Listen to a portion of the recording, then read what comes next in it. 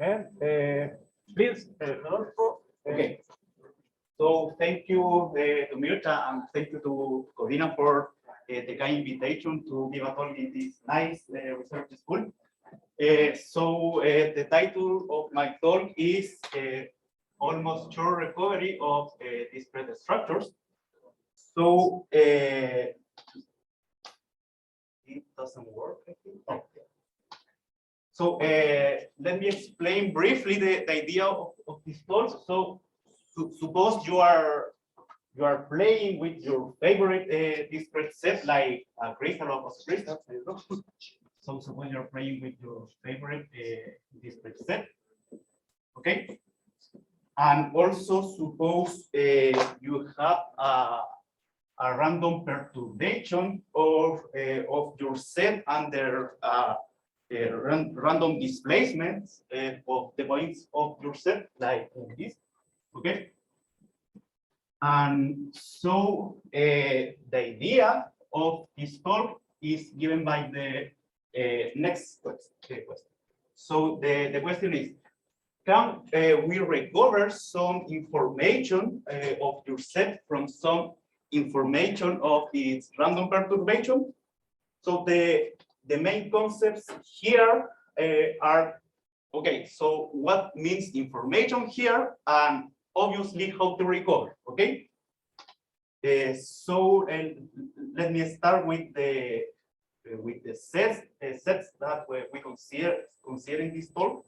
So we say that a set X in the Euclidean space is uniformly discrete if there is a positive universal constant R, such that every 2 points in the set X are separate, are a distance at least R. Okay, and we say also that set X has an asymptotic density. Okay, if the following limit exists. Okay, and we define the diffraction measure of the measure delta X. Okay, delta X is a sum of Dirac measures in each point of your set X. Okay, and we define the diffraction measure in duality with the space of compactly supported function in RD by this formula. Okay, later in the talk we explain where comes this formula here. Okay, so we will assume that our set X satisfies the following 3 hypotheses. So first, our set X will be uniformly discrete. Okay, and our set X also has an asymptotic density. And finally, we will assume that the diffraction measure of the measure delta X is singular with respect to the Legre's measure. Okay. Let me give some examples of sets satisfying these 3 hypotheses. Okay, so the first example is a lattice. Okay, a lattice satisfies the 3 previous hypotheses. Okay. Another example is the set of the vertices of the Perl-Roos tiling. Okay. Also, we have the so-called cut and project set satisfying the 3 hypotheses. So here in the picture you have in the plane you have a lattice, okay, and also you have 2 lines, okay. In the line H you take an unbounded interval, okay, the W here, the green interval here. And you take somehow like a tubular neighborhood determined by this interval, and you consider the lattice points which belong inside to this tubular neighborhood here. Okay, and then project into the line G here. Okay, so the set of blue points in this line G, okay, determine a set X satisfy the previous hypothesis, right? Okay, this is a very nice example. And another interesting example is the set of visible points of the square line. So this set is defined by the integral points in the plane, okay, and M, okay, such that N and M are comparable, okay. Okay, this set is the set of the visible points of the square line. Okay, so let me give the setting of the problem. Okay, suppose that you have random vectors defined in some probability space, okay, which are identically distributed and with a common distribution sign. Okay, so Common means doesn't depend on the point. no. Later we will assume the independence. Okay, and we define the realization set excited by this random perturbation. Okay, so you take a point in your set X and then you have a random displacement of a point in this set. Okay. So also we define the weak Fourier transform of X as the following. Okay, in this limit is defined in the weak segment. Okay. And maybe we should explain what is delta X. Yes, right. So, delta X in some sense here. Here we have a very explicit formula here. So when you compute, so here you are computed the standard Fourier transform of a finite measure. Okay, so the formula here reads as follows. So then the Fourier transform of delta X, okay, is defined as somehow as the sum of the points in the set X and which belong to the small of radius R, okay, of the exponential of minus 2 pi I and the inner product of P, okay, is over a point. Okay, so in the weak sense, you are computing an average of this Fourier transform. Okay, so okay, so the main result of this talk is the following one. So this result was proven by Yakir in the lattice case, and we proved this result in this more general setting, right? So suppose you have a set X which is uniformly discrete, okay, has an asymptotic density, and the Fourier transform of the delta X is singular with respect to the measure, okay, and also assume that the random vector psi p are IID, and also suppose that the common distributions satisfy this moment condition. Okay, so the main result here is then you has the following formula almost shortly for every point lambda in R. So here our discrete information is this Fourier transform of the set X. Okay, so this formula reads as follows. So the weak Fourier transform of the perturbed set x psi can be computed by the Fourier transform of the set x multiplied by this characteristic function. Okay, so if you have that the characteristic function here is non-zero, so you have a very explicit formula to compute the Fourier transform of x. So more precisely, if we have this characteristic function is non-zero, so you can recover. So here's the concept of recovery. So you can recover the Fourier transform of x by the Fourier transform of the perturbed set and multiply it by the inverse of the characteristic.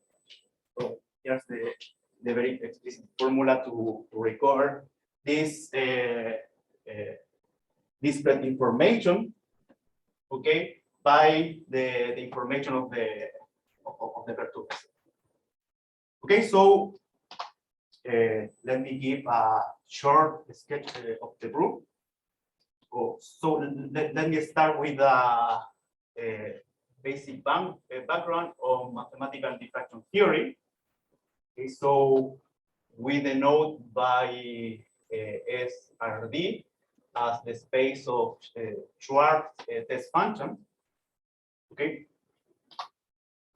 we denote by as usual a measure mu like a linear functional over the space of compactly supported functions. Okay. For every test function f in the Schwartz space, we denote as usual the Fourier transform of the function f. Okay. And for a measure mu, okay, we define the Fourier transform of the measure mu in duality with respect to the test function, okay, in this setting. Okay, so the Fourier transform of the measure mu acting over a test function f is equal to the measure mu acting over the Fourier transform of f, right? Okay, so given a measure mu, we also define the set of atoms of mu as the family of singletons where the measure is non-zero. Okay, and we say that measure mu is purely atomic if it has atoms only. Okay. Also, we say that a measure mu is continuous if the measure mu vanishes in every singleton in the space in the Euclidean space. Also, we say that the measure mu is absolutely continuous is with respect to a measure mu if this measure mu is equal to the measure mu multiplied by a locally integral function over the measure mu. Okay, and two measures mu and mu are called singular. Okay, if probably speaking, if the support of the measure mu is in the complement of the support of the measure mu. Okay, so recall the Lebesgue decomposition theorem. So every positive regular Borel measure mu can be decomposed in a pure atomic part. Okay, also has a singular continuous part which is continuous but singular with respect to the Lebesgue measure. Okay, and a part which is absolutely continuous with respect to the Lebesgue measure. Okay, and finally with this part for a test function f. We define the function tilde f by the conjugate of f in minus x. And for a measure mu, we define tilde mu over a function f by the conjugate of mu evaluated in tilde f. Okay. The convolution of two measure is defined as always. And finally, we say that a net of positive definite measure converge vaguely to a measure mu if converge in the weak sense by acting over functions in the Schwarz space. Okay.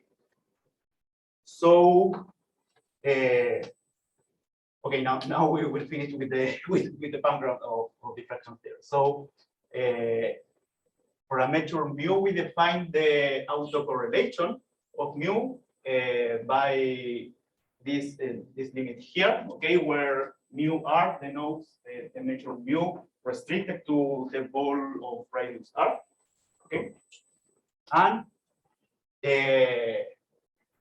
the Fourier transform of the autocorrelation measure, we will know this Fourier transform. We call it the diffraction measure of mu. Okay. And in the particular case, when a measure mu is supported on your set X, okay, we have this formula here. Okay, so this formula comes from the fact that the Fourier transform of the limit of net of measures commutes with the limit in the following sense. So the Fourier transform, sorry, the Fourier transform of the limit of a net of measure, the positive definite measure, sorry, is equal to the limit of the Fourier transform of the, okay, this formula calls for positive definite measure. Okay, so from this equality comes this formula here. Okay, so now let me start with the sketch of the problem. So we start with the following nice lemma. Okay, so we have a set X which is uniformly discrete and which has an asymptotic density, and also we assume that the random displacement, the random vector, satisfy this moment convolution. Okay, so this lemma says that it says that the density of the points of X which belongs to the ball of radius r, and which escape from the ball after the perturbation. This point has at the limit has density 0. Okay, and the same happens with the set of points on the set of points in set X, which are outside of the ball of radius r, and we go inside to the ball after the random perturbation. Okay. So okay, so this again the main result. So with the previous lemma, okay, and with the previous lemma, we have that the main result is a consequence of the following proposition. So if we prove that this this limit holds, okay, so we can prove the previous theorem. So this formula comes from the the following situation.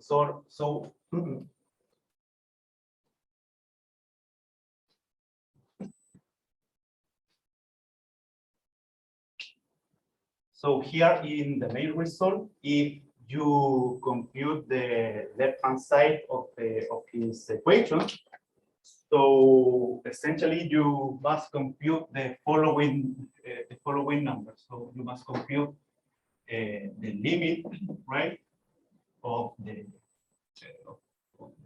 sum, right, of the exponential of minus 2 pi I, the inner product of p lambda, okay, and this sum is over the points in x side and belonging to the ball of radius r, okay, and this sum divided by the volume of the ball Viera, okay.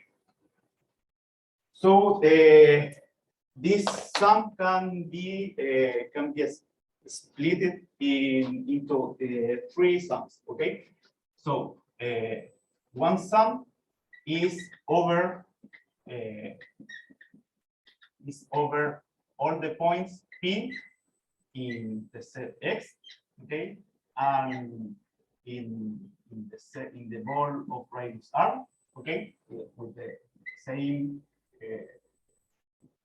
terms here, okay, plus the sum over the points which belongs to x and which are in the ball of radius r, but which escape from the ball of radius r after the perturbation, okay, and a sum over the set of the point in the set E, which are outside the ball of radius r, and which go inside of the ball of radius r after the perturbation, right? Okay. So since that this function is bounded and the density of these points converges to 0, so at the limit, these two sums both convert to 0. Okay, so at the limit, we have that this sum is equal to, sorry, this limit is equal to the limit of the sum of the point p in the set x in the ball of radius r. Sorry, here we have the exponential, sorry, to the minus 2 pi I p plus psi. Okay, and this function is gone. Okay, so this limit will be equal to the sum, the limit, sorry, of the sum of over the set of the points p in the set x and in the ball of radius r, okay, of the exponential of minus 2 pi I, the inner product of p plus the psi p lambda, okay, and divided by the volume of Viera. Okay, so from the previous lemma, okay, and this formula here, we can obtain the main result. Okay, so now let me finish with the sketch of the proof of this proposition. So if we define the following vectors, okay, we define mu x lambda as this measure here, okay, and mu psi lambda as this measure here, okay. So this limit here can be written in the following way. So this limit can be written as this limit here, okay. So now we will prove what we will prove that this limit, the limit of this sum here divided by the volume of this ball is 0. Okay, so and this the last limit here is a consequence of the following result. So if you have two measures which are atomic, okay, with atoms in set X, okay, so for every Schwarz function F, you have the following bound for this average, okay, so where the measure rho, okay, is the Hellinger density defined with this formula. Okay, so the Hellinger density is defined in duality with space of Schwarz function. Okay, in the following way. So if you take two measures, gamma and gamma prime, which are absolutely continuous with respect to a measure sigma. Okay. So the Hellinger density is defined by duality by this formula.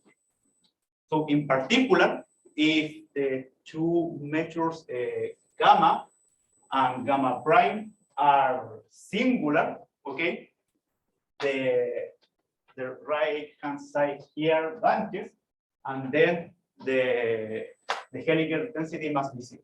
So if we want to prove that this limit is 0, okay, is sufficient to prove that the two measures here are mutually single. Okay, so in our particular case, here we will prove that the diffraction measure of the measure X here is singular with respect to the diffraction measure of the measure mu psi lambda. Okay, so firstly,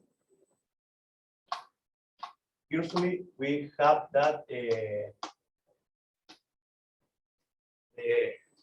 the diffraction measure of the measure mu X, okay, is actually is equal to the measure the Fourier transform of gamma X. Okay, this Fourier transform we call is this this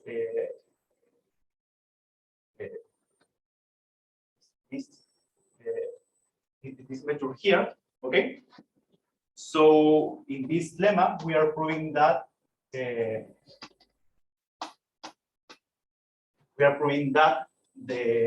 diffraction measure of mu x lambda is equal to the diffraction measure of delta x translated by by the vector lambda. Okay. In particular, since we are assuming that this measure is singular with respect to the Lebesgue measure, so after translated by a vector lambda, we will obtain that this measure is also singular with respect to the Lebesgue measure. Okay, so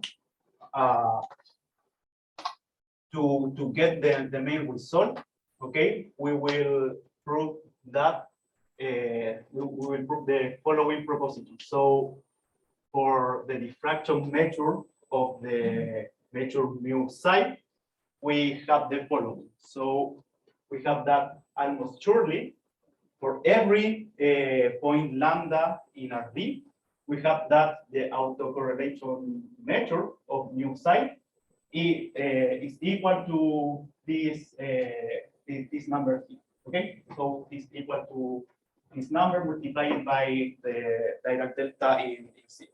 In particular, when you compute the Fourier transform of the autocorrelation measure, so when you compute the diffraction measure, okay, you will obtain an absolutely continuous measure with respect to the Lebesgue measure. Okay, so this will be absolutely continuous. The previous measure, right, is singular with respect to the best measure. So both measures are modularly singular, right? And why this proposition is true? So if you compute the left-hand side here by duality with respect to Schwarz function, you are computed this expression here. Okay. So this expression here can be decomposed in these two sums here. Okay. And you will note that at this point, the independence assumption of the random displacement becomes relevant here. Okay, because we have two ergodic average. Okay, and we can use the strong law or law of large numbers. Right. So more precisely. Okay, so more precisely, in the first for the first limit, we use directly the strong law of large numbers, and we will obtain this limit here, which is this part of the autocorrelation measure. Okay, and for the others other average, we have this limit is zero. Okay, this is rather tricky, but also used strongly the independence assumption over the random displacement. So, okay. Okay, so finally, let me finish with two extensions of the main result. Okay, in this part we delete the assumption of in the independence of the random displacement. So we will assume the next step that will be a dynamical type assumption that we call compact mixing. Okay, so you can think as a similar notion that weakly mixing in dynamical system. Okay, and also if we define and we consider a correlation over the random displacement. So by considering this hypothesis, we obtain the same recovering formula for the Fourier transform.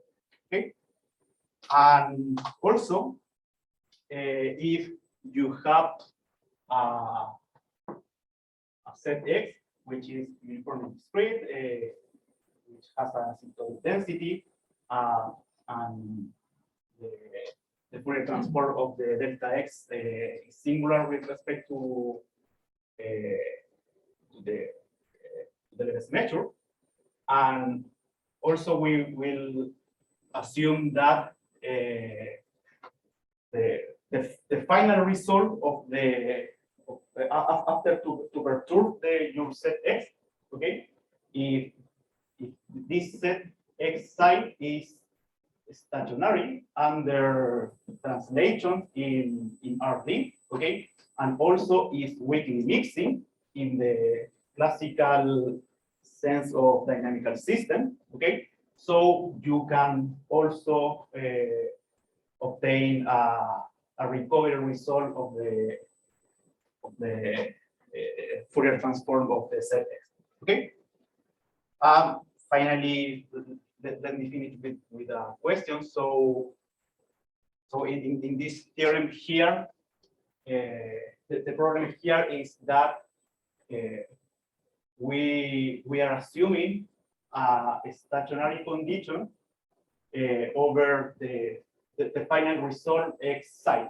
Okay, so I would like to assume a stationary condition over the random displacements psi p.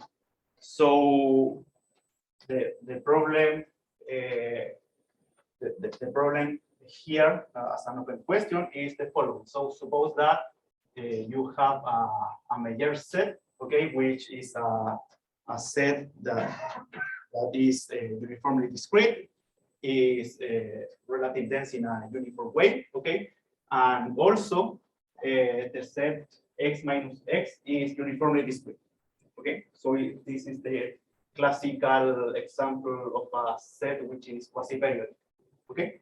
So the problem here is to find a version of the previous theorem, okay, under more classical dynamical type hypothesis. So I mean that if the random vector psi p is a quasi-stationary process, okay, in some sense, okay, depending possibly of the quasi-periods of the set X, and weakly mixing, okay, in the classical sense of dynamical system, okay, and this moment condition, so we can also recover the Fourier transform of X with the same explicit property. Okay, so thank you very much. Thank you.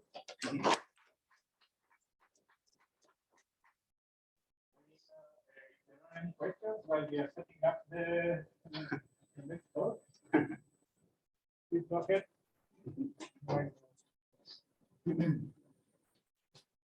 There is a question. There was a question. Because the dynamical system is the natural extension of the to not assume the dependence of the control process, so you can have a okay, representation after two independence is the notion of mixing.